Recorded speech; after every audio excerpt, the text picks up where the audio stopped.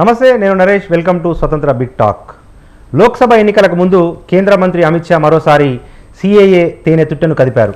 లోక్సభ ఎన్నికలకు ముందే దీన్ని అమలు చేస్తామని వెల్లడించారు.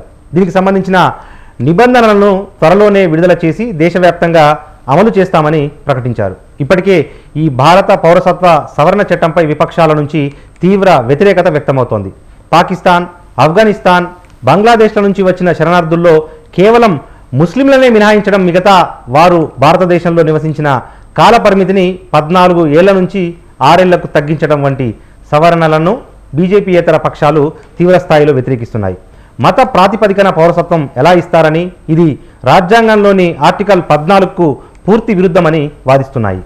ప్రభుత్వం మాత్రం తాము చేసిన మార్పులు ఆయా దేశాల్లో పీడనకు గురైన వారిని ఉద్దేశించినవే అని చెబుతోంది. ఇంతకీ ఈ సిఏఏ అమలు వల్ల వచ్చే ఇబ్బందులేంటి? దీనికి వ్యతిరేకంగా విపక్షాలు చేస్తున్న వాదనలో బలమెంత? అమిత్ షా చేసిన తాజా వ్యాఖ్యల పరిణామాలు వచ్చే ఎన్నికలపై ఎలా ఉండనున్నాయి? ఇవే అంశాలపై ఇవాల్టి బిగ్ టాక్లో చర్చిద్దాం.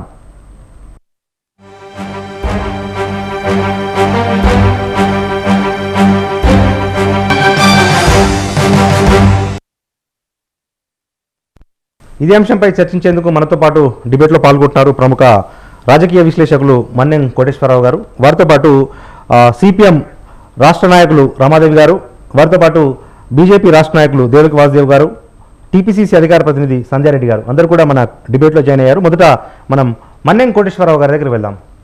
కోటేశ్వరరావు గారు నమస్తే అండి. నమస్తే. రైట్, సుమారు అంటే 5 సంవత్సరాల క్రితం 2019లో ఈ చట్టం పాస్ అయింది, గెజెట్ కూడా విడుదలైంది. గత 5 సంవత్సరాలుగా రూల్స్ రాలేదు కాబట్టి అమలు కాలేదు. త్వరలో రూల్స్ రూపొందించి అమలు చేస్తామని చెప్పి తాజాగా అమిత్ షా వ్యాఖ్యానించారు. అంటే 5 సంవత్సరాలు ఆపి తీరా ఎన్నికల ముందు ఈ చట్టాన్ని అమలు చేస్తామని కేంద్ర ప్రభుత్వం చెప్తా ఉంది. దీన్ని ఎట్లా చూడాలి మనం? ఇది బీజేపీ రాజకీయ అస్త్రాల్లో ఒకటి అనేటువంటిది స్పష్టం. సరిగ్గా ఎన్నికలకు ముందు ఈ వివాదాస్పదమైనటువంటి అంశాన్ని తీసుకురావడం అంటే రాజకీయంగా సమాజాన్ని అంటే శిబిరాల వారీగా విభజించడానికి, తద్వారా ఓటుని పోదినటువంటి ఒక ఎత్తుగడ. నిజానికి ఒకవేళ వాళ్ళు అమలు జరుపుకునేట్లయితే మరి చట్టం ఆమోదించిన తర్వాత వెంటనే చేయాలి. కానీ అటువంటిది ఏమి లేకుండా ఇప్పుడు దాకా ఎందుకు ఆపారంటే ఇది ఒక అస్త్రం, బీజేపీ అమ్ముల పొదిలో ఉన్నటువంటి ఒక అస్త్రం ఇది.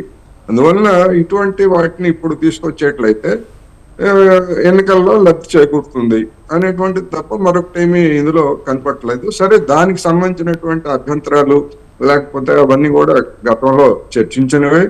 అవి కూడా అది సరైనటువంటి ఉద్దేశం కాదు, లేకపోతే అది సమగ్రమైనటువంటిది కాదు అనేటువంటి అభిప్రాయాలు గతంలో ఉన్నాయి. కాకపోతే ఇప్పుడు మేము అమలు జరుపుతాము, ఎన్నికలకు ముందు అమలు జరుపుతాం అని చెప్పేసి చెప్పడమే ఇది ఒక ఎజెండాలో భాగంగా చేస్తున్నారు అనేటువంటిది ఒకటి. అయితే ఇక్కడ మనం గమనించాల్సింది ఏంటంటే అమిత్ షా గారు ఆంధ్రప్రదేశ్ లో ఉన్నటువంటి రాజకీయ పరిస్థితుల మీద కూడా పరోక్షంగా ఆయన పొత్తుల గురించి తర్వాత చెప్తామని చెప్పారు. అందుకని ఇప్పుడు తెలుగుదేశం పార్టీ లేదా జనసేన పార్టీ వాళ్ళు తేల్చుకోవాల్సింది ఏంటంటే బీజేపీ తీసుకొచ్చేటువంటి ఇలాంటి వివాదాస్పదమైనటువంటి అంశాలు సరిగ్గా ఎన్నికలకు ముందు తీసుకొస్తారని అందరికీ తెలుసు, వాళ్ళకి కూడా తెలుసు. ఇటువంటి పరిస్థితుల్లో వాళ్ళకి రాజకీయంగా వచ్చేటువంటి లాభ నష్టాల గురించి ఇంతకాలం లెక్కేసుకున్నారు. ఇప్పుడు అమిత్ షా గారు ఒకసారి చంద్రబాబు నాయుడు గారితో చర్చలు జరిపిన తర్వాత పార్లమెంట్ సమావేశాలు ముగిస్తున్నటువంటి సందర్భంలో ఇప్పుడు ఈ అంశాన్ని తీసుకొచ్చారంటే మరి వాటికి కూడా చంద్రబాబు నాయుడు గారు, జనసేన వీళ్ళందరూ అంగీకరించారా? సిఏఏ కానీ లేదా ఉమ్మడి పౌర స్మృతి ఇట్లాంటి వాటన్నిటికీ వాళ్ళు కూడా అంగీకారం తెలిపారా? తెలపబట్టే అమిత్ షా గారు ఆ విధంగా చెప్పగలిగారు అనేటువంటి అంశాన్ని ఇవాళ రాబోయేటువంటి రోజుల్లో చర్చనీయాంశంగా కూడా మారిపోతా ఉంది. అందువల్ల దీని ఇంప్లికేషన్స్ అనేటువంటివి సరే బీజేపీ అది మొత్తం హనుమంత్ తాయెత్తులాగా జై బజరంగ బలి అని గతంలోనే వాళ్ళు ప్రకటించుకుంటారు కనుక వాళ్ళకేం లేదు. కానీ లౌకిక పార్టీలు, లౌకిక శక్తులు అని చెప్పుకునేటువంటి వాళ్ళు ఇటువంటి వివాదాస్పదమైనటువంటి వాటిని ఎట్లా అంగీకరిస్తారు అనేటువంటిది వాళ్ళ ప్రధానమైనటువంటి చర్చగా మారిపోతా ఉందనేది నా అభిప్రాయం. రైట్, మనతో పాటు సిపిఎం రాష్ట్ర నాయకురాలు రామదేవ్ గారు ఉన్నారు. రామదేవ్ గారు నమస్తే అండి. నమస్తే అండి. రైట్, ఈ సిఐఏను త్వరలో ఇంప్లిమెంట్ చేయబోతా ఉన్నాము. ఎందుకంటే ఆఫ్ఘనిస్తాన్, పాకిస్తాన్, బంగ్లాదేశ్ వంటి దేశాల్లో వేదనకు, పీడనకు గురైన ముస్లిమేతరులకు భారతదేశము ఆశ్రమం కల్పిస్తోంది, పౌరసత్వం ఇస్తాము అని చెప్పి కూడా అమిత్ షా గారు వ్యాఖ్యానిస్తూ ఉన్నారు. సిపిఎం దీన్ని ఎట్లా చూస్తుందండి? కొట్స్రావు గారు చెప్పారు. వాస్తవంగా ఈరోజు అమిత్ షా మోదీ బృందానికి రాబోయే ఎన్నికలు ఎదురీతగా మారినాయి కాబట్టి దీనికి ఏ అస్త్రాలని ఉపయోగించుకోవాలా అని చెప్పేసేటటువంటి ఆలోచనల్లో భాగంగానే ఇప్పుడు మళ్ళీ సిఏఏ గురించి అమలు చేస్తాం, నిబంధనలు రూపొందిస్తాం, లోక్సభ ఎన్నికలకు ముందే వీటిని అమలు చేస్తామని చెప్పేసి చెప్తా ఉన్నారు. అంటే తద్వారా వాళ్ళు ఆశిస్తున్నది ఏమిటి అని చెప్పేసేటటువంటిది చాలా స్పష్టంగా రోజు దేశ ప్రజలకు అర్థమవుతా ఉంది. మెజారిటీ హిందువుల్ని ఆ రకంగా ఆకర్షించవచ్చు అనే ఎత్తుగడ మన పెద్దవాళ్ళు చెప్తుంటారు. మనం చాలా సందర్భాల్లో మాట్లాడుకునేటప్పుడు కూడా అంటాము, ఏ మాటల వెనక ఏ పదజాలం ఉంది అనేది గుర్తించాలి అని చెప్పేసి చెప్పారని. ఇప్పుడు దీని మంచి రోజులు వస్తాయని చెప్పేసి అంటే ఈ దేశ ప్రజలందరూ నమ్మారు. నిజంగా కాంగ్రెస్ పోయి బీజేపీ వస్తే మంచి రోజులు వస్తాయి దేశానికి అని. 5 ఏళ్ళు అయ్యేటప్పటికీ అవి కాస్త ఫెయిల్ అయ్యేటప్పటికీ ఇంకా బీజేపీ ఓడిపోతుందనే ఒక వాతావరణంలోనే మనందరికీ తెలుసు పుల్వామా ఘటన జరిగింది. చాలా భక్తి ఉంది, మేము దేశభక్తిలో మమ్మల్ని ఎవరు సాటి రాలేరు అని చెప్పేటటువంటి బీజేపీ 40 మంది సైనికులు ఒక దాడిలో చనిపోతే ఎందుకు జరిగింది, ఎలా జరిగింది అనేటటువంటి విచారణ చేయకపోవడమే కాదు, ఈ రోజు దానికి సంబంధించినటువంటి వివరాలన్నీ ఎవరైతే బీజేపీ మనుషులు ఉన్నారో, ఆ రోజు కీలకమైన స్థానాల్లో ఉన్నారో వాళ్లే వెల్లడి చేస్తున్నటువంటివి చూసినట్లయితే ఇట్స్ ఎ ప్లాన్డ్ అటాక్ అనేది. అంటే ఏమంటాం, ఒక స్టేజ్ కూప్ లాంటిది ఇది అని చెప్పేసి చెప్తా ఉన్నారు. సో ఒక రిహర్సల్ వేశారు, దాన్ని సక్సెస్ అయ్యారు అని చెప్పేసి కూడా అనుకుంటున్నాం. ఇలాంటి అనుభవాలన్నీ దేశ ప్రజల ముందున్నటువంటి నేపథ్యంలో ఈ రోజు హిందువులు అనేటటువంటి వాళ్ళని మేము ఆర్గనైజ్ చేయడానికి ఇలాంటి తురుపు ముక్కలన్నీ వాడుకుంటామంటే ఈ రోజు హిందువులు అనుకునేటటువంటి వాళ్ళు అంత పిచ్చివాళ్ళ అని చెప్పేసి మనం అనుకోవాల్సిన అవసరం ఉంది. మేమందరం హిందువులని కాబట్టి ఇతర మతస్థులందరూ ఈ బంగ్లాదేశ్ లేకపోతే ఇంకో చోట పాకిస్తాన్ పేరు చెప్పి అక్కడ ఉన్నటువంటి హిందువుల్ని తీసుకొస్తాం, ముస్లింలు మాత్రం పౌరసత్వం ఇవ్వము అని చెప్పడం ద్వారా హిందువులను ఆకర్షించవచ్చు అనుకుంటే అసలు హిందువులు అనుకునేటటువంటి వాళ్ళల్లో ఉన్నటువంటి భావజాలం ఏమిటి? అందరినీ కలుపుకొని ముందుకు వెళ్దాం, సర్వేజనం సుఖినో భవంతు అనేటటువంటిది నమ్మేటటువంటి హిందువుల మెజారిటీ ఈ దేశంలో. ఏ మతాన్ని అనుసరించినా అన్ని మతాలని సమానంగా చూడాలా అనేటటువంటి పద్ధతుల్లో అన్ని మతాల్లో ఉన్నటువంటి మంచిని స్వీకరిస్తూ సంస్కరణలు చేసుకుంటూ ముందుకు వెళ్తున్నటువంటి దానిలో కూడా హిందూ మతంలో అలాంటి సంస్కరణలకు కూడా అవకాశం ఏర్పడింది కాబట్టి హిందూ మతం మార్పు చెందుతూ ముందుకు అడుగు వేస్తుంది అనేది కూడా ఈ దేశంలో హిందూ మతాన్ని అనుసరించేటటువంటి ప్రజానీకానికి చాలా స్పష్టంగా తెలుసు. ఆ క్రమంలోనే గాంధీ లాంటి వాళ్ళు హిందూ అయినా ముస్లిం అయినా రామ్ రహీం ఇద్దరు ఒక్కటే అని చెప్పినటువంటి విషయం కూడా మనం చూసాం. ఈ రామ్ రహీం ఒక్కటే అని చెప్పేసి ఏదైతే హిందూ మతాన్ని చాలా స్ట్రాంగ్ గా ఫాలో అయ్యే వాళ్ళు కూడా చెప్తున్నారో దీన్ని సహించలేనటువంటి వాళ్ళే గాంధీని హత్య చేసినటువంటి నేపథ్యంలో, ఇది కళ్ళారా కనిపిస్తున్నటువంటి నేపథ్యంలో రోజు తన్నుకొని చేద్దామా, లేకపోతే మన చుట్టుప్రక్కల ఉన్నటువంటి వాళ్ళతో స్నేహంగా శాంతియుతంగా ప్రేమగా మనం ఒకరింటే ఒకరికి ఇబ్బందులు వస్తే అందరం కలిసిమెలిసి ఉందామని చెప్పేసి భావిస్తారా? కాబట్టి ఈ రోజు వాళ్ళు ఒక ఎత్తుగడతో తీసుకొస్తున్నటువంటి దాన్ని ఈ దేశ ప్రజలు తిప్పికొడతారు. మనందరికీ తెలుసు కోవిడ్ ముందు షాహీన్ బాగ్ లో జరిగినటువంటి పోరాటం ఎలా సాగింది అనేటటువంటిది. ఇళ్లలో ఉండేటటువంటి మహిళలు వచ్చి ఇది అన్యాయం అని చెప్పేసి గొంతెత్తేటటువంటి పరిస్థితి వచ్చింది అని చెప్పేసి అంటే ఈ రోజు దేశవ్యాప్తంగా ముస్లిం హిందూ అనేటటువంటి తేడా లేకుండా మహిళలు వాళ్ళకి ఎదురవుతున్నటువంటి సమస్యలను చూస్తా ఉన్నారు. ఇవాళ వేల మంది లక్షల మంది పోరాటాల్లో నిన్నటికి మొన్న మనం నోయిడా, ఢిల్లీ ప్రక్కన ఉన్నటువంటి నోయిడాలో మహిళలు ఎలా ముందుకొచ్చి పోరాటం చేశారో మనం చూసాం. అందుకని ఇలాంటి ఎత్తుగడలు చీప్ టాక్టిక్స్ అని చెప్పేసి మనం అనుకోవాల్సి వస్తుంది. దేశ విభజన చేసేటటువంటి దాని ఎడల అప్రమత్తంగా ఉండడమే కాదు, మీరు చెప్పారు, కోటేశ్వరరావు గారు కూడా చెప్పారు, ఈ రోజు ఆంధ్ర రాష్ట్రంలో గాని లేదు భారతదేశంలో గాని ఎన్నికలు వస్తున్న నేపథ్యంలో ఖచ్చితంగా ఆలోచించుకోవాల్సినటువంటి అవసరం ఉంది. మన దేశాన్ని విభజన చేసుకొని దేశంలో ఉన్న ప్రజలను విభజన చేసుకొని ప్రజల మధ్య నిరంతర కల్లోలాలు నడుస్తుంటే దేశాభివృద్ధి సాధ్యమా? ఈ దేశంలో ఉన్నటువంటి ప్రజలు అభివృద్ధి చెందడం సాధ్యమా, రైట్. అలాంటి పరిపాలన నిర్వహించడం అనేటటువంటిది అవుతుందా అనేటటువంటిది కూడా ఈ రాజకీయ పక్షాలన్నీ ఆలోచించుకోవాల్సినటువంటి అవసరం ఉంది. Right. అలా సవ్యంగా ఆలోచించుకోలేకపోతే తెలంగాణలో ఎవరు అనుకున్నారండి కాంగ్రెస్ గెలుస్తుందని? మీరు ఎవరిని ఒక 2-3 నెలలు కర్ణాటక ఎన్నికలకు ముందు ప్రశ్నిస్తే ఏమన్నారు? బీఆర్ఎస్ బీజేపీకి పోటీ అని చెప్పేసి మాట్లాడారు. మరి మూడో స్థానంలో ఉన్నటువంటి కాంగ్రెస్ ఎలా అడ్వాన్స్ అయింది అంటే బికాస్ ఆఫ్ బీజేపీ వస్తే ప్రమాదం, ఆ బీజేపీతో కలిసినటువంటి బీఆర్ఎస్ ఉంటే ప్రమాదం అనేటటువంటి భావంతోనే కాంగ్రెస్ అంటే గతంలో దూరంగా ఉన్న వాళ్ళు కూడా ఓటేసినటువంటి నేపథ్యం మనం చూసాం. అందుకని భారతదేశంలో కూడా వాళ్ళ ఎత్తుగళ్ళు ఈ దేశ ఎన్నికల్లో పారతాయని చెప్పేసి మనం అనుకునే అవసరం లేదు. ఎందుకంటే కాశ్మీర్ లాంటి ఉదంతాలు వాళ్ళ ముందు ఉన్నాయి. కాశ్మీర్ లో ఏమన్నారు? 370 రద్దు చేయడం ద్వారా ఈ దేశంలో సమస్యకి శాశ్వత పరిష్కారం చూపించామన్నారు. కాదు, శాశ్వతమైన కుంపటిని పెట్టారు అనేది వాళ్ళ కాశ్మీర్ పరిణామాలను చూస్తే మనకు అర్థమవుతుంది. అందుకని ప్రభుత్వం ఇలాంటి చీప్ టాక్టిక్స్ వల్ల ఏమీ సాధించలేదు, బీజేపీ ఏమీ సాధించలేదు అనేటటువంటిది మనకు అర్థమయ్యేటటువంటి విషయం. రైట్. ఇదే అంశానికి సంబంధించి బీజేపీ రాష్ట్ర నాయకులు దేవకి వాసుదేవ్ గారు, వారితో పాటు టీపీసీ అధికార ప్రతినిధి సంధ్యారెడ్డి గారు ఇద్దరు కూడా మనకు లైవ్లో అందుబాటులో ఉన్నారు. మనతో పాటు బీజేపీ రాష్ట్ర నాయకులు దేవకి వాసుదేవ్ గారు ఉన్నారు. వాసుదేవ్ గారు నమస్తే అండి. నమస్తే. రైట్. ఏంటి సార్ అంటే ఇప్పుడు మనుషులంతా ఒకటే అని బీజేపీ చెప్తుంది, కానీ కేవలం ముస్లిమేతరులకే ఆయా దేశాలు అంటే బంగ్లాదేశ్ కానీ, పాకిస్తాన్ కానీ, ఆఫ్ఘనిస్తాన్ కానీ ఇటువంటి దేశాల నుంచి వచ్చిన ముస్లిమేతరులకే మేము భారతదేశ పౌరసత్వం కల్పిస్తాము కానీ ముస్లింలకు కల్పించము అని చెప్పి ఒక చట్టం తీసుకొచ్చారు, నిబంధనలు రూపొందిస్తా ఉన్నారు. ఏంటి సార్ అంటే ఏంటి ఎలక్షన్స్ కోణంలోనే చూడాల్సి ఉంటుందా దీన్ని? ఎట్లా? ముందుగా స్వతంత్ర టీవీ ప్రేక్షకులు అలాగే ప్యానల్ పెద్దలు అందరికి కూడా నమస్కారాలు తెలియజేస్తూ, అసలు బేసిక్ అసలు సిఏఏ యొక్క the purpose citizen amendment act అసలు పర్పస్ ఏంటో ముందు ఒక నిమిషం చెప్తాను.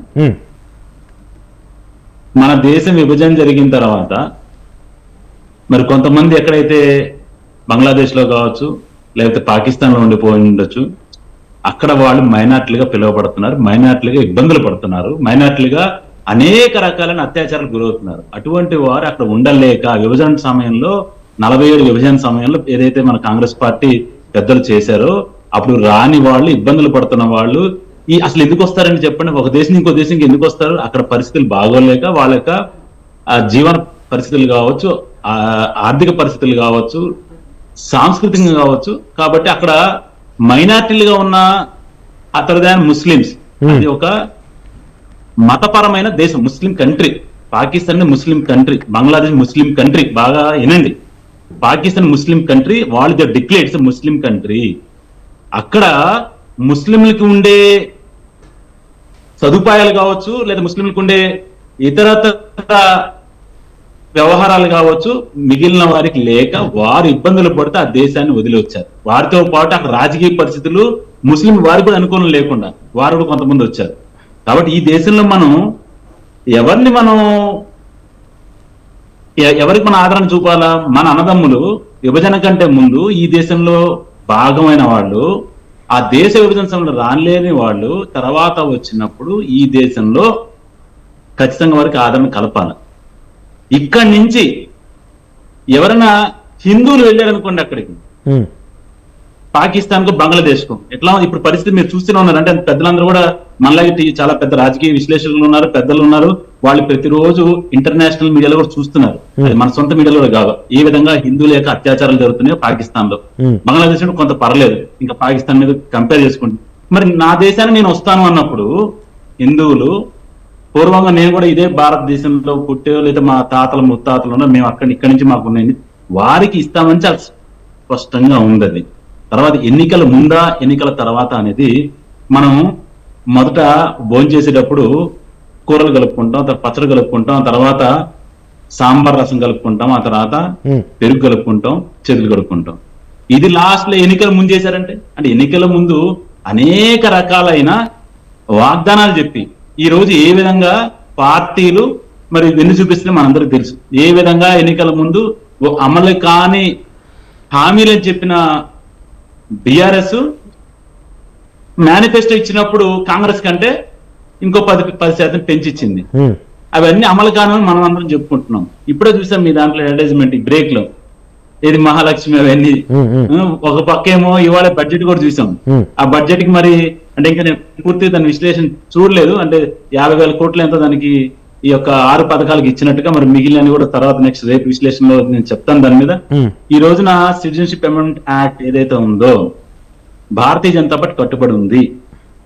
దాని ఎప్పుడు ఏంటి అనేది ఏది ముందు ఏదనికి లేదు. ఈ ఎన్నికల ముందు చేయగలిగితే సంతోషం, లేకపోయినా కూడా అది మేము ఇచ్చిన మేనిఫెస్టోలో అంటే మేము చెప్పిన దాంట్లో ఉంది, ఖచ్చితంగా చేస్తారు.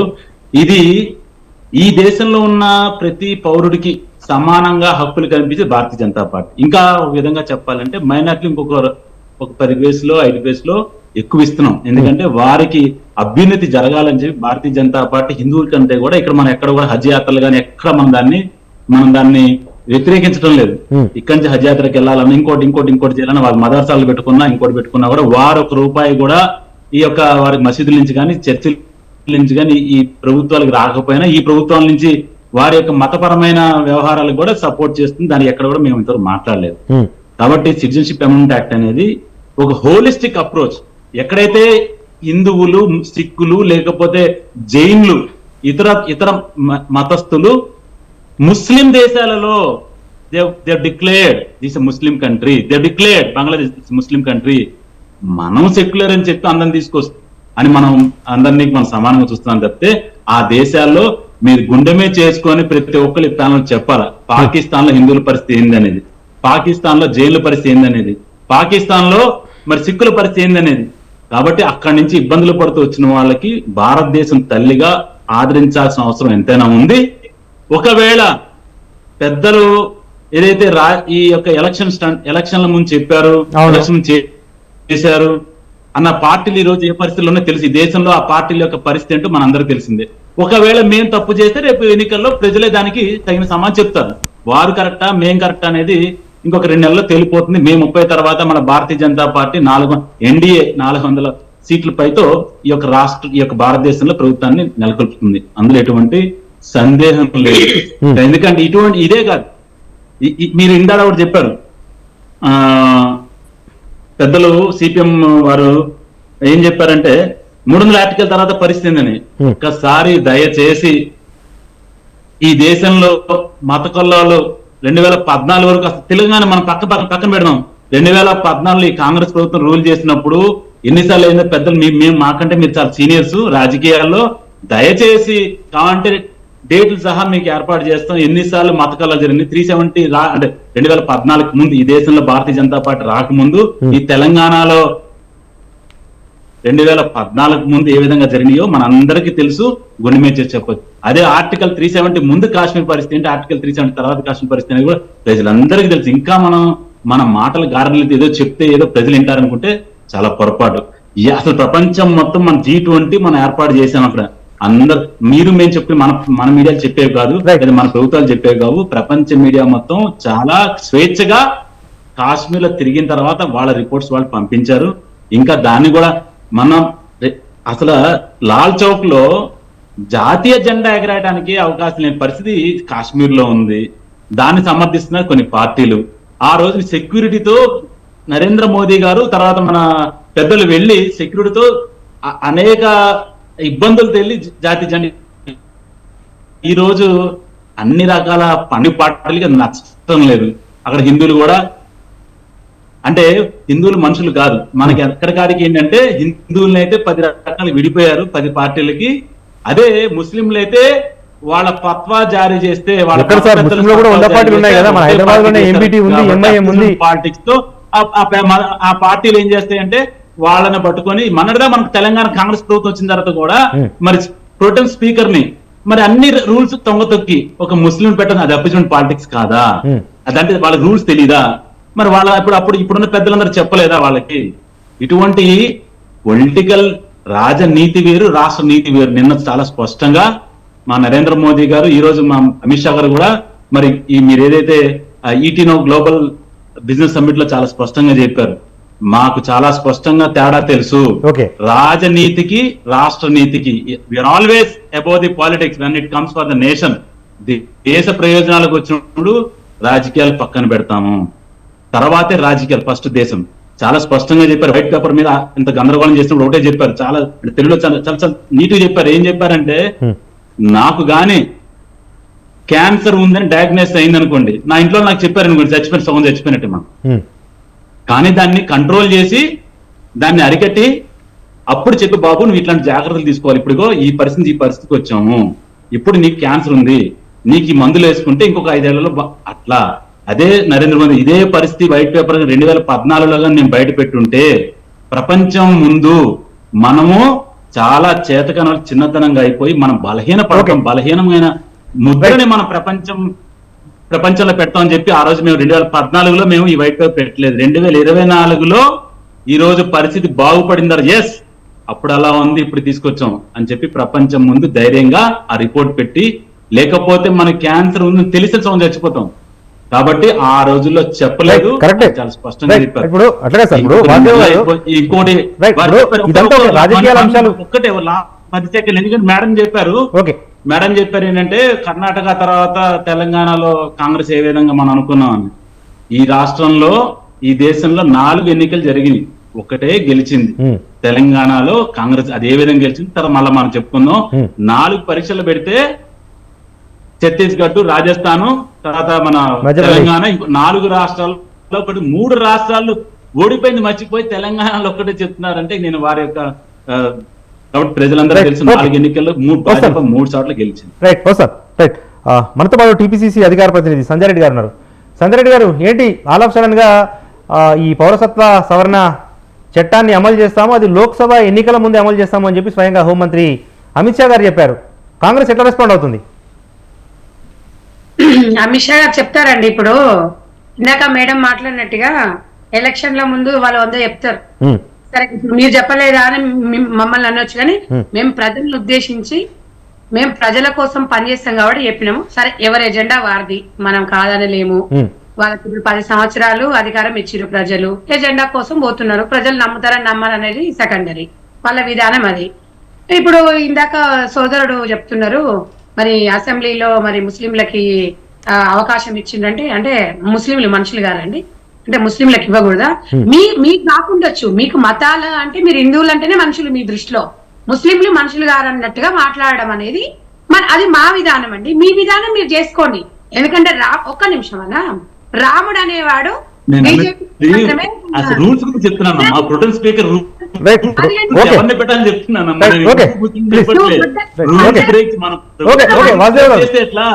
ప్రభుత్వానికి కాన్స్టిట్యూషన్ వదిలేసి మీ ఇష్టం చేస్తే మళ్ళీ మీరు బురద చల్లి మళ్ళీ మతం పురుగుతుంది, మీరు రాజకీయాలు చేస్తుంది మీరు. నేను ఏం చెప్తున్నానంటే, ప్రొటెన్ స్పీకర్ కి రూల్స్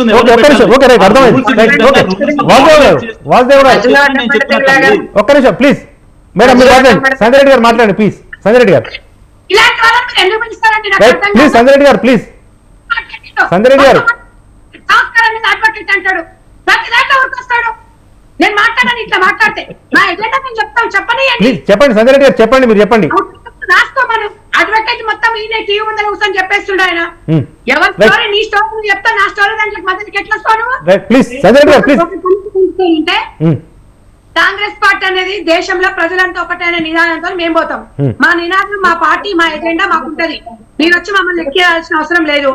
నేను ఒకటి చెప్తున్నానండి, ఇప్పుడు బ్రేకింగ్ న్యూస్, 6 గ్యారంటీలు అని అన్నారు కదా, breaking news. BRS party, BJP party తెలంగాణలో పొత్తులో భాగంగా, అరే అది మీరు ప్రజల కోసమా లేకపోతే మీ రాజకీయ లబ్ధి కోసమా అనేది అది మీ అంతర్గత విషయము. గతంలో బీజేపీ పార్టీ కనీసం తెలంగాణలో ఆ మాత్రం అప్పుడు ఉండే. కవితమ్మ లిక్కర్ కేసులో బీజేపీ ఏలెట్ల పెడితే వాళ్ళ పార్టీ పరిస్థితి ఏమైందో ప్రజలకు తెలుసు. మళ్ళీ కూడా ఇలా బీఆర్ఎస్ పార్టీతోని ఒప్పందం కుదుర్చుకుంది.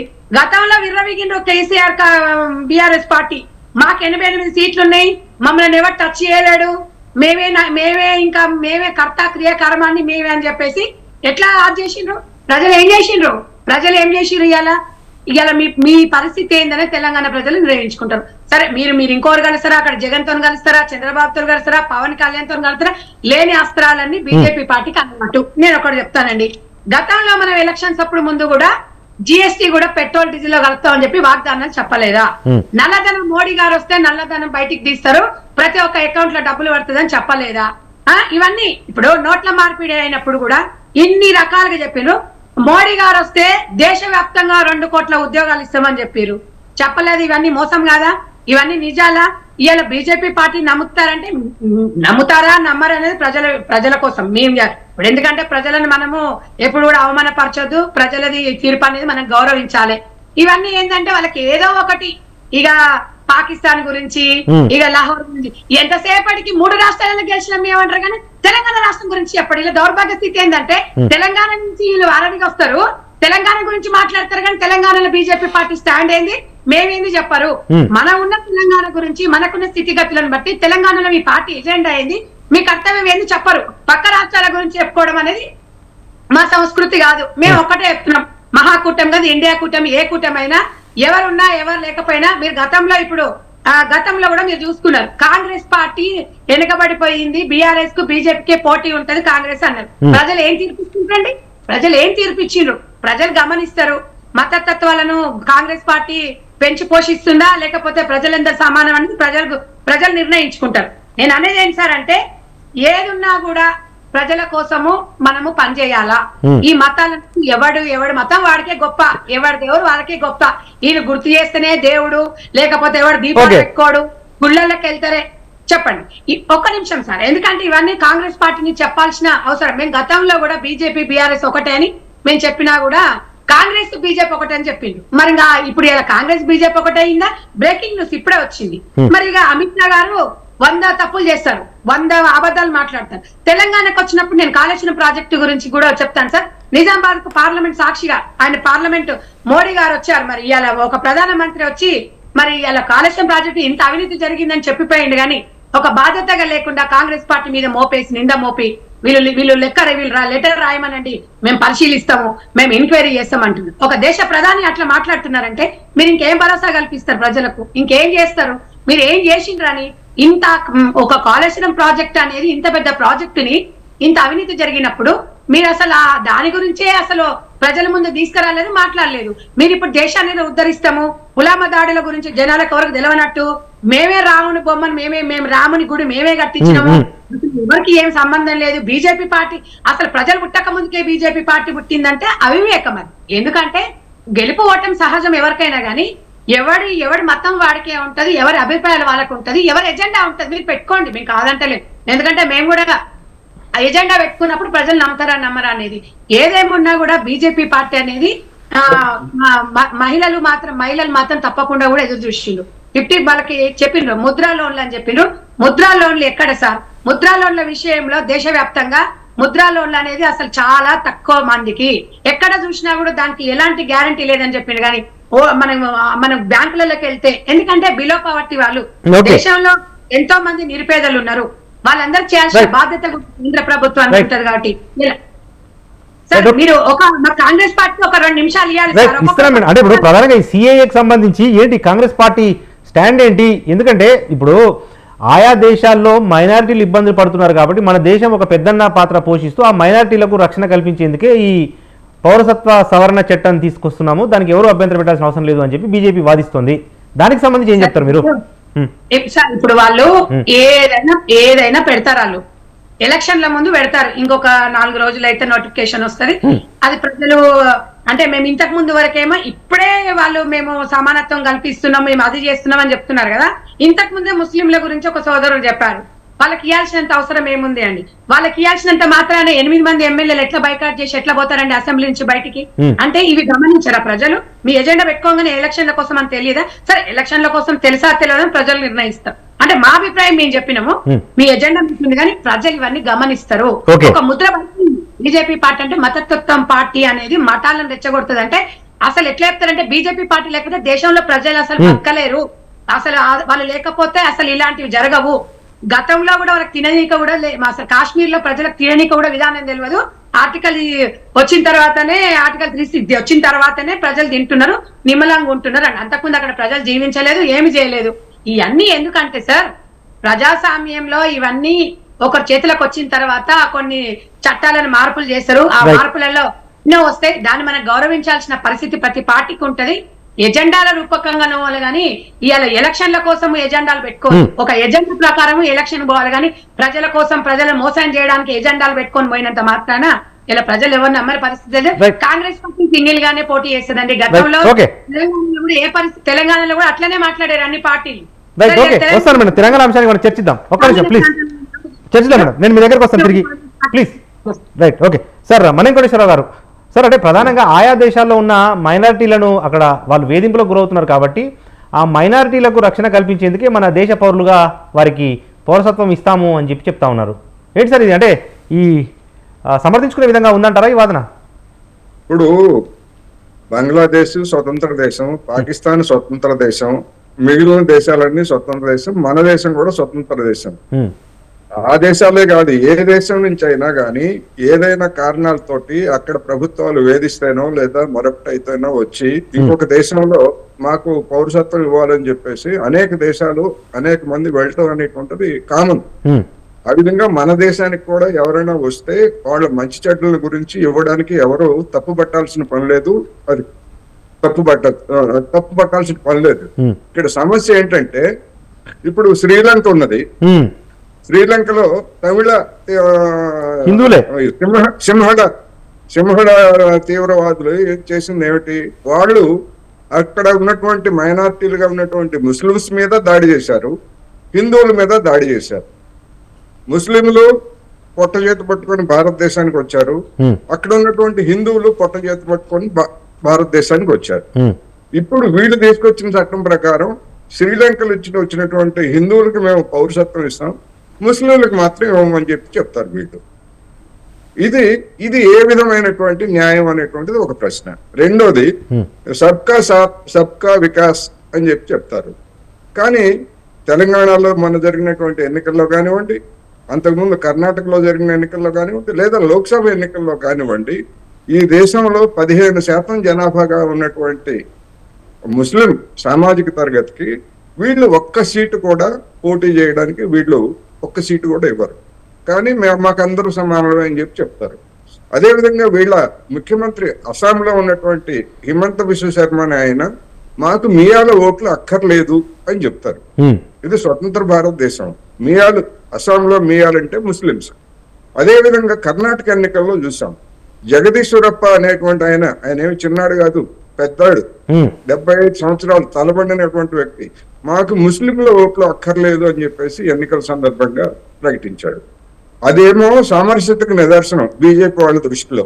మాకు ముస్లింల ఓట్లు అక్కర్లేదు, మియాల ఓట్లు అక్కర్లేదు అనేదేమో అదంతా సామరస్యత. నేనేమంటానంటే అది విద్వేషం.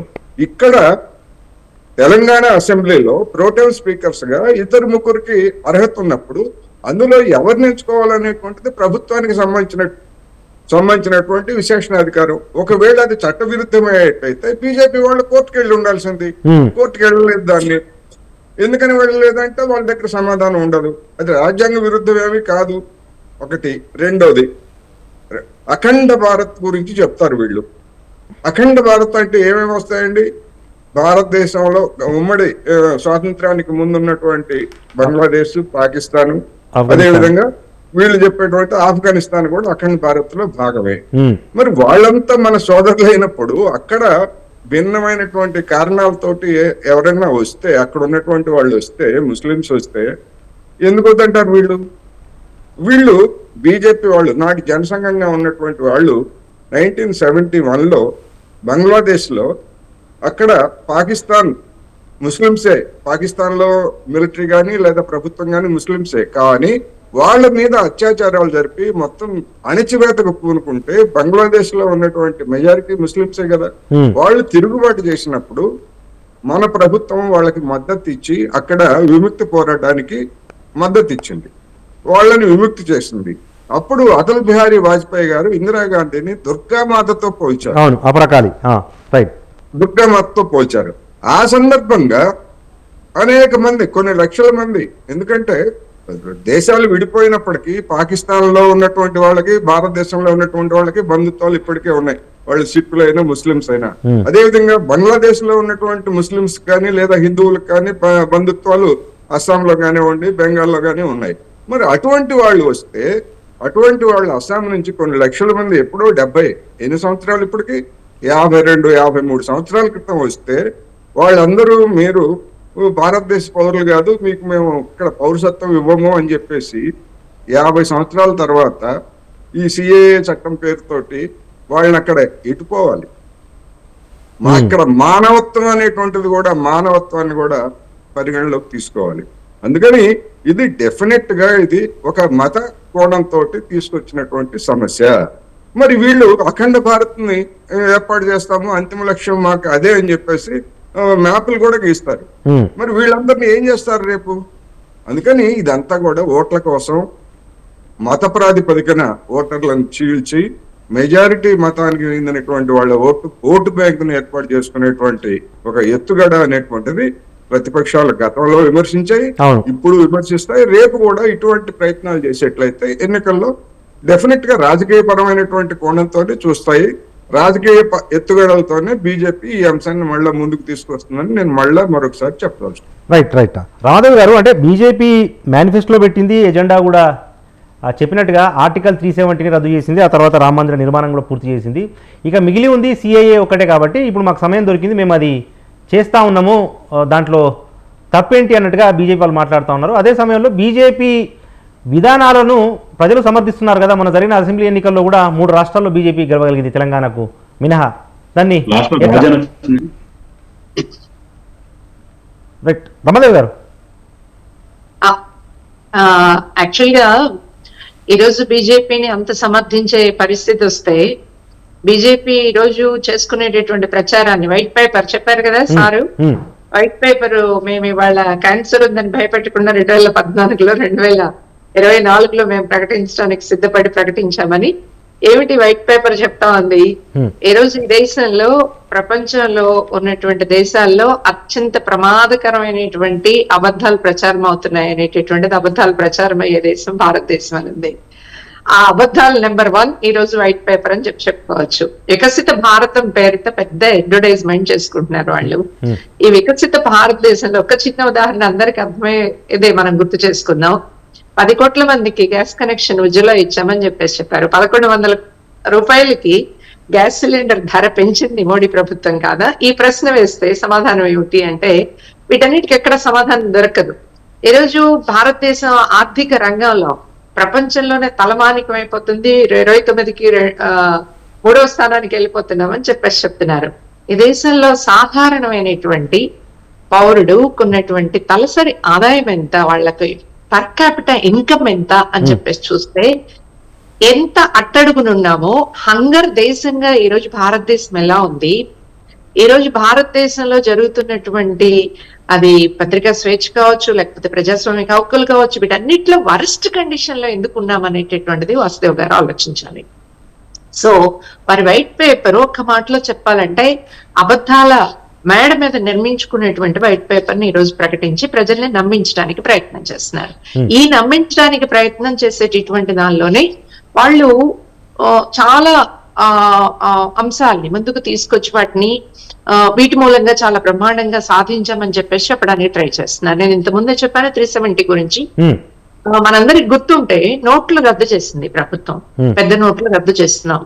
ఈ దేశంలో ఉగ్రవాదం పోతుంది, దొంగ డబ్బు పోతుంది, ఇలాంటి కథలు కబుర్లు చాలా చెప్పారు. 50 రోజుల్లో మీరు చూడండి, లేకపోతే నన్ను ఉరి తీయండి అని.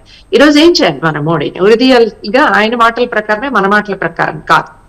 దానివల్ల ఇంత న్యాయ పైసా అంత ప్రయోజనమైనా ఈ దేశానికి వచ్చిందా? నష్టం వచ్చిందా? నష్టం వచ్చిందనేటటువంటిది ప్రతి ఒక్కరూ చెప్తా ఉన్నది. దాని తర్వాత ఆర్థిక వ్యవస్థ కుంగిపోయింది అనేటటువంటిది చెప్తుంది. ఈ మాత్రము ఆలోచన ఈ రోజు దేశ ప్రజలకు లేదా? దేశ ప్రజలు ఆలోచిస్తున్నారు కాబట్టి ఈ రోజు వాళ్ళని ఎలా వెనక్కి నెట్టాలని చెప్పేసి చూస్తున్నారు.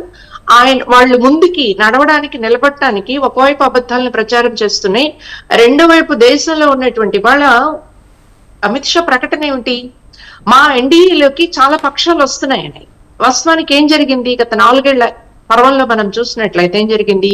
ఒక్కొక్కటి కొంచెం దూరం జరగడానికి ప్రయత్నం చేస్తూ దూరం జరిగినటువంటి క్రమంలో ఇప్పుడు ఎన్నికలు వచ్చిన తర్వాత వాళ్ళందరినీ మళ్ళీ ఏకం చేయడానికి, లేని వాళ్ళని కూడా ఎన్డీఏలో భాగంగా చేసుకోవడానికి ప్రయత్నం చేస్తున్నారా లేదా? 400 మాకు వస్తాయి అనుకునేటటువంటి వాళ్ళు మరి వీళ్ళందరినీ ఎందుకు చేర్చుకోవడానికి ప్రయత్నం చేస్తున్నారు? బతిమలాడుతున్నారా, బామాలుతున్నారా, లేకపోతే బెదిరిస్తున్నారా, ఏం చేస్తున్నారు? లొంగకపోతే ఏం చేస్తున్నారు అనేటటువంటి ఉదాహరణలు చాలా ఉన్నాయి. అసలు ఈ ప్రజాస్వామ్యాన్ని ఒక పెద్ద మాక్రీ చేసేటటువంటి వ్యవహారం చేశారని మొన్న బహుశా హర్యానా మేయర్ ఎన్నికల సందర్భంగా అనుకుంటాను, ఎన్నికల సందర్భంగా 20 ఓట్లు ఉన్నటువంటి మెజారిటీ ఉన్నటువంటి కాంగ్రెస్ మేయర్ ని పక్కన పెట్టేసి ఓపెన్ గా రిగ్గింగ్ చేసే పరిస్థితి వచ్చినప్పుడు వీళ్ళకి, బీజేపీ వాళ్ళకి ఈ రోజు అసలు ప్రజల్ని ఓట్లాడగలిగేటటువంటి పరిస్థితులు కూడా పోతున్నటువంటి నేపథ్యంలోనే ఇలాంటి అస్త్రాలు తీసుకొస్తున్నారు. వాళ్ళ ఎజెండా అని చెప్పేసి చెప్తున్నారు కదా, నిజం. వాళ్ళ ఎజెండాని ఒక్కొక్కటి ముందుకు తీసుకొస్తున్నటువంటి క్రమాన్ని చూస్తున్నారు. ఈ ఎజెండా అనేటటువంటిది నిజమని నమ్మించడానికి దేశంలో ఆర్ఎస్ఎస్, బీజేపీ, జనసంఘ భావజాలాన్ని ఇదేదో నిజంగా హిందువుల్ని ఉద్ధరిస్తుంది అని చెప్పేసి అమాయకంగా నమ్మినటువంటి వాళ్ళు నిజంగా ఈ దేశంలో 370 గనక పరిష్కారం చేసి కాశ్మీరు కొన్నటువంటి ప్రత్యేక హక్కులు తొలగించేసి మనం ఒకటే అయిపోతే ఏకత సాధ్యమవుతుంది అనుకున్నటువంటి వాళ్ళు ఎందుకని ఏకత సాధించలేదు? ఎందుకని అక్కడ ప్రజాస్వామికంగా ఎన్నికలు నిర్వహించగలిగే పరిస్థితి లేకుండా పోయింది? ఎందుకని లడక్ లాంటి చోట ఎన్నికలు జరిగితే వీళ్ళు ఓడిపోయారు అనేటటువంటి దానికి సమాధానం లేదు. సిఐఏ ఈ రోజు ముస్లింలు మాత్రమే వ్యతిరేకిస్తున్నారు అనుకుంటే పొరపాటు. ఈ రోజు దేశంలో ఉన్నటువంటి యావత్ ప్రజానీకం అందరూ సమానంగా ఉండాలని భావిస్తున్నారు, అందరూ స్నేహంగా ఉండాలని భావిస్తున్నారు. ఇంతకుముందు కోటేశ్వరరావు గారు చెప్పారు సిలోన్ లో ఉదాహరణ గురించి. మనం అడగాలి కదా, ఇవాళ పాకిస్తాన్ లో గొడవలు జరుగుతున్నాయి. పాకిస్తాన్ లో అచ్చా మన రాయబారి ఉంటాడు కదా పాకిస్తాన్ లో, పాకిస్తాన్ లో ఉన్నటువంటి రాయబారి ఈ దేశంలో ఎప్పుడైనా ఇదిగో ఈ దేశంలో ఉన్నటువంటి మైనారిటీల మీద ఇలాంటి హింసలు జరుగుతున్నాయి అని చెప్పేసి కనీసం ఒక పేపర్ ఏమైనా పంపించాడా? మనకు వస్తున్నటువంటి వాళ్ళు ప్రధానంగా ఎక్కడి నుంచి వస్తున్నారు? బంగ్లాదేశ్ నుంచి వస్తున్నారు. ఈ బంగ్లాదేశ్ బార్డర్ లో వచ్చినటువంటి జనం చాలా ఎక్కువ. ఆనాడు బంగ్లాదేశ్ యుద్ధం అప్పుడు, ఆ తర్వాత ఒకరో ఆరో వస్తున్నటువంటి నేపథ్యం ఉంది. అందుకని అక్కడ హిందువులు ఉన్నారు, ముస్లింస్ ఉన్నారు. మన దేశం వాళ్ళు ఈ రోజు అమెరికా వెళ్తున్నారు, బ్రిటన్ వెళ్తున్నారు, ముస్లిం దేశాలు అనేటువంటి కువైట్ వెళ్తున్నారు, లేకపోతే దుబాయ్ వెళ్తున్నారు. ఇన్ని దేశాలు వెళ్తున్నారు కదా. ఈ దేశాల్లో హిందువులు మైనారిటీనా కాదా? ఇక్కడ ఉన్నటువంటి మైనారిటీ ప్రజలుగా ఉన్నటువంటి ముస్లింలకు, క్రిస్టియన్లకు ఏం చెప్తుంది వాళ్ళ ఆర్ఎస్ఎస్? ఏం చెప్తుంది వాళ్ళ రాసుకున్నటువంటి సావర్కర్ లేకపోతే వీళ్ళు చెప్తున్నటువంటిది ఏంటి? హిందువులకి లోబడి ఉండాలి, ముస్లింలు లోబడి ఉంటానంటే ఈ దేశంలో ఉండాలంటే మీకు పౌరసత్వం లేకుండా ఉంటే ఉండండి, మేము చెప్పిన పద్ధతి ప్రకారం నడిస్తే ఉండండి, లేకపోతే లేదు అని చెప్పేసి చెప్పడానికి బీజేపీ సన్నద్ధం అవుతుంది. అమెరికా వెళ్ళినటువంటి హిందువుల్ని మీకు ఇక్కడేమి హక్కులు లేవు అని చెప్పేసి అంటే అక్కడ మనుషులుగా బ్రతకగలిగే అవకాశం ఉందా? లేదు. ముస్లిం దేశాలే కదా, అది సౌదీ అరేబియా కావచ్చు, దుబాయ్ కావచ్చు, కువైట్ కావచ్చు, మరొక దేశం కావచ్చు, వెళ్తున్నారు కదా. అక్కడ ఉన్నటువంటి ప్రజలకి మీకేమీ హక్కులు లేవు, పడి ఉండాలి అని చెప్పేసి అంటే వెళ్ళి అక్కడ ఉద్యోగం చేసుకోగలిగే పరిస్థితి ఉందా? కాబట్టి ఇవాళ బీజేపీ చెప్పేటటువంటి వాదనలలో డొల్లతనం ఏంటి అనేది ఆ హిందూ మాయ నుంచి బయటపడుతున్నటువంటి ప్రజలు. హిందూ మాయ కాదు మిత్రులారు, ఈరోజు హిందువులే. ఒక ఉదాహరణకి మనం చూద్దాం, మణిపూర్ చూస్తాం. మణిపూర్ లో వాళ్ళిద్దరు హిందువులు కాదా? మీ లెక్క ప్రకారం ట్రైబల్స్ కూడా హిందువులే కదా. మరి వాళ్ళిద్దరి మధ్య ఎందుకు, మైతీల మధ్య, కుకీల మధ్య ఎందుకు తగాద వచ్చింది? ఈ తగాద మీద మోడీ ఎందుకు మాట్లాడలేదు? ఈ దేశంలో ఆడపిల్లల్ని నగ్నంగా ఊరేగించినటువంటి ఒక, ఈ దేశమే కాదు ప్రపంచంలోనే ఒక దుర్మార్గమైన ఘటన జరిగితే కూడా ఖండించలేనంతటి దౌర్భాగ్యం ఎందుకు పట్టింది ఈ దేశ ప్రధానికి? ఈ దేశంలో నైతికత గురించి మాట్లాడేటటువంటి బీజేపీ ఎందుకని దీన్ని ఖండించగలిగి దీన్ని అరికట్టగలిగేటటువంటి పరిస్థితి లేకుండా పోయింది? అందుకని ప్రజలు వాళ్ళ అనుభవంలో నుంచి, యూత్ అండి, ఈ రోజు మన యువ భారతం అని చెప్పుకుంటున్నాం కదా, యూత్ ఈ రోజు ఎదుర్కొంటున్నంత నిరుద్యోగాన్ని గతంలో ఎప్పుడూ ఎదుర్కోలేదు కదా. కాబట్టి యువత చాలా పెద్ద సంఖ్యలో ఈ రోజు ఎక్కడ ఏ సమస్య ఉందనుకుంటే ఆ సమస్యలో యూత్ ఇప్పటిదాకా ఉద్యోగాలు వస్తాయి అని ఎదురు చూస్తారు, ఉద్యోగాలు రావు. ప్రభుత్వంలో కూడా తర్వాత. అందుకని ఇలాంటి జిమ్మిక్స్ తో, సిఏఏ పేరుతో, 370 పేరుతో, విభజన రాజకీయాలతో బీజేపీ విన్ కాలేదు అనేటటువంటిది మన ముందున్నటువంటి ఒక నగ్న సత్యం. సార్ వాసుదేవరావు గారు, సార్ ఇప్పుడు నిజంగా హిందువులు వేధింపులకు గురవుతున్నారు కాబట్టి తీసుకుంటున్నాం అని చెప్పి లాజిక్ బాగానే ఉంది, కానీ మరి శ్రీలంక విషయంలో ఎందుకు ఎక్స్క్లూడ్ చేశారు? అక్కడ కూడా హిందువులే కదా. అంటే ముస్లిం చేతుల్లో వేధింపులకు గురైతే తప్ప పౌరసత్వం ఇవ్వదా మన దేశం?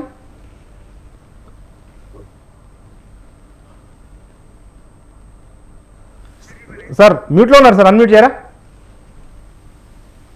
అది నేను పొరపాటు పడుతున్నానా లేకపోతే వారు పొరపాటు పడుతున్నారా తెలియదు, కానీ నేను కూడా అదే అంశాన్ని చెప్పదలుచుకున్నాను. శ్రీలంక గురించి ఈ సిటిజన్షిప్ అమెండ్మెంట్ యాక్ట్ లో శ్రీలంక లేదు. Only Bangladesh, Pakistan, Afghanistan subject to correction. శ్రీలంకలో మీరు చెప్పిన ఏదైతే ఉదాహరణలు ఉన్నాయో ఈ సిటిజన్షిప్ అమెండ్మెంట్ యాక్ట్ కి నాకు తెలిసినంత వరకు అయితే వర్తించదు, సబ్జెక్ట్ టు కరెక్షన్. అది తర్వాత మళ్ళీ మనం డీటెయిల్ గా శ్రీలంకలో శ్రీలంక నుంచి భారతదేశానికి అక్కడ సింహముల చేతుల్లో వేధింపులకు గురై వచ్చిన హిందువులకు ఎందుకు వర్తించదు? లేదు చెప్పేది రెండు ఉన్నాయండి, రెండు విషయాలు ఉన్నాయి. ఒకటేమో సిటిజన్షిప్ అమెండ్మెంట్ యాక్ట్ ద్వారా పౌరసత్వం ఇవ్వటం, ఏదైతే ఇక్కడ మన బయట మొగ్గుతున్నారో, మన గుడారాల్లో మొగ్గుతున్నారో వాళ్ళు. రెండోది అసలు ఏ దేశం నుంచి ఎవరైనా రావచ్చు, పెద్దలు చెప్పినట్టుగా ఏ దేశం నుంచి ఎవరైనా సరే, అమెరికా నుంచి కూడా క్రిస్టియన్ కూడా రావచ్చు. మాకు ఇబ్బంది కలుగుతుంది, మాకు శరణార్థులు వచ్చి అది వేరు, ఆ సబ్జెక్ట్ వేరు, ఈ సబ్జెక్ట్ వేరు. రెండు ఈ భారతదేశంలో రెండు అవకాశాలు ఉన్నాయి. శరణార్థులుగా వచ్చి మా దేశంలో ఇబ్బంది పడుతున్నాం అంటే అది ఆ ప్రాసెస్ వేరే ఉంది, ఈ ప్రాసెస్ అనేది వేరే ఉంది. ఈ రెండు ప్రాసెస్లు ఉన్నాయి. అది ఐ వాంట్ టు క్లారిఫై. రెండోది అదే సార్, అంటే ఇప్పుడు శ్రీలంక హిందువుల మీద ఎందుకు ప్రేమ లేదు అని, శ్రీలంక హిందువుల మీద ఎందుకు ప్రేమ లేదు? లేదు, శ్రీలంక హిందువులు వాళ్ళు చెప్పేది నండి సార్, అక్రమంగా రావటం వేరు. అంటే అక్రమంగా ఇప్పుడు అమెరికాలో ఉన్న హిందువులు మైనారిటీలు వారికి లేదా అని మాట్లాడే పెద్దలు నేనేమంటున్నానంటే అమెరికాకి అక్రమంగా అక్రమమా సక్రమం అని రెండో అంశం సార్. నేను ఒకటి స్ట్రేట్ క్వశ్చన్, హిందువులు అందరికీ ప్రపంచవ్యాప్తంగా ఉన్న హిందువులంతా మన బంధువులు అనుకునే బీజేపీ మరి శ్రీలంక విషయంలో ఎందుకు చెప్పి వాళ్ళు గోడలు కడుతున్నారు? వాళ్ళు క్రిస్టియన్సే, బ్రెజిల్ లో ఉండేవాళ్ళు క్రిస్టియన్సే. అమెరికా ట్రంప్ రాగానే అక్కడ ఉన్న క్రిస్టియన్స్ అయినా సరే అక్రమంగా రావడానికి గోడ కడుతున్నారు. అదే సార్, శ్రీలంక విషయం కాదు కదా, శ్రీలంక విషయంలో ఎందుకు ఏ దేశంలో హిందువులు కాదా బీజేపీ ప్రకారం? అదే వాసుదేవరావు గారు, అక్రమ వలసలు అయితే హిందువులైనా ఆపేయాలి, ముస్లింలైనా ఆపేయాలి. కానీ హిందువులు అక్రమ వలసలు అయితే హిందువుల్ని మనం ఎందుకు అనుమతిస్తున్నామో ముస్లింలు పెరగడం ఎందుకు వెనక్కి నెడుతున్నాం? అక్రమ వలసలు ఎవరైనా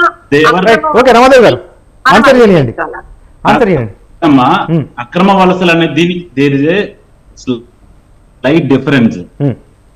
ఈ మూడు దేశాలు 1947 ముందు దగ్గర మనకు కలిసి ఉన్నాయి కాబట్టి, ఆ దేశాలు ముస్లిం దేశాలుగా ప్రకటించుకున్నాయి కాబట్టి మనం హిందూ దేశంగా ప్రకటించలేం. ఇప్పుడు ఇంకా సెక్యులర్ గా హిందూ అయినా ముస్లిం అయినా 1947 విభజన సందర్భంగా హిందువులు కానీ ముస్లింలు కానీ పాకిస్తాన్ నుంచి వచ్చిన దాదాపు 60 లక్షల మందికి అప్పటి నెహ్రూ ప్రభుత్వము ఆశ్రయం కల్పించింది, వాళ్ళకు ఇండ్లు నిర్మించి ఇచ్చింది, ఢిల్లీ చుట్టుపక్కల కాలనీలు కూడా కట్టించింది. కానీ సిఐఏ వచ్చేసరికి కేవలం హిందువులు, అది కూడా ముస్లిం పాలిత దేశాల నుంచే మీరు ఆమోదిస్తాము, వాళ్ళకి పౌరసత్వం ఇస్తామంటా ఉన్నారు. కానీ శ్రీలంక లాంటి దేశాల నుంచి వచ్చిన హిందువులను ఎందుకు ఎక్స్క్లూడ్ చేస్తా ఉన్నారు? ఎందుకు దాని ప్రాసెస్ ఉంది, దానికి కూడా ప్రాసెస్ ఉంది. ఆ ప్రాసెస్ అప్లై చేసుకోవచ్చు, కావచ్చు, కాదనట్లేదు కదా. రైట్, నేను చెప్పేది అంటే సార్ మీకు అనుకూలంగా ఉండడానికి ఒక ప్రాసెస్, అనుకూలంగా లేకపోతే మరొక ప్రాసెస్ ఎట్లా చేయాలి కదా. ప్రత్యేకంగా ఇప్పుడు బంగ్లాదేశ్ అంతర్యుద్ధం సందర్భంగా ముస్లింస్ శరణార్థులుగా వచ్చారు, హిందువులు శరణార్థులుగా వచ్చారు. కానీ మేము హిందువులను తీసుకుంటాం, ముస్లింలు తీసుకోమని చెప్పేసి ఏ ప్రాతిపదికని చెప్తున్నారు? ఇప్పుడు ఒక ప్రాతిపదిక అన్ని దేశాలకి ఒకే ప్రాతిపదిక ఉండాలి. శ్రీలంక నుంచి ముస్లింలు కూడా ఉన్నారు కనుక, హిందువులు కూడా ఉన్నారు కనుక ఆ సమస్య వస్తుందని దాన్ని మినహాయించారు ముస్లిం అనేటువంటి పేరుతోటి. ఇక్కడ ముస్లిం కాదు, మానవత్వం సమస్య. శ్రీలంకలో బంగ్లాదేశ్ నుంచి వచ్చినటువంటి వాళ్ళలో హిందువులు ఉన్నారు, ముస్లింస్ ఉన్నారు. హిందువులను ఎందుకు తీసుకుంటున్నారు? బోర్డర్లు పెట్టుకోకర్లేదు, పెద్దలు చెప్పినట్టుగా. ఇంకా మన బోర్డర్లు అక్కర్లేదు. పాకిస్తాన్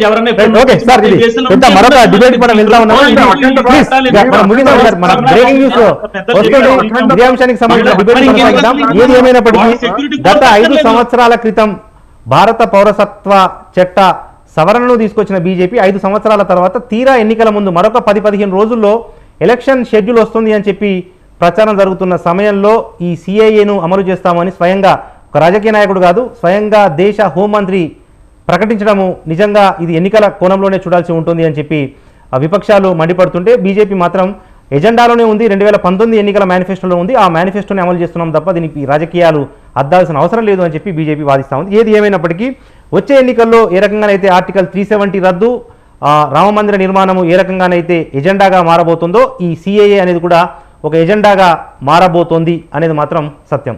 ఇది వాటి బిగ్ టాక్. బిగ్ టాక్లో పార్టిసిపేట్ చేసిన గెస్టులు ప్రముఖ రాజకీయ విశ్లేషకులు మన్నెం కోటేశ్వరరావు గారు, సిపిఎం రాష్ట్ర నాయకురాలు రమాదేవి గారు, బీజేపీ రాష్ట్ర నాయకులు దేవకి వాసుదేవ్ గారు, టీపీసీసీ అధికార ప్రతినిధి సంజయ్ రెడ్డి గారు. అందరికీ కూడా ధన్యవాదాలు. ఇది వాటి బిగ్ టాక్. చూస్తూనే ఉండండి స్వతంత్ర.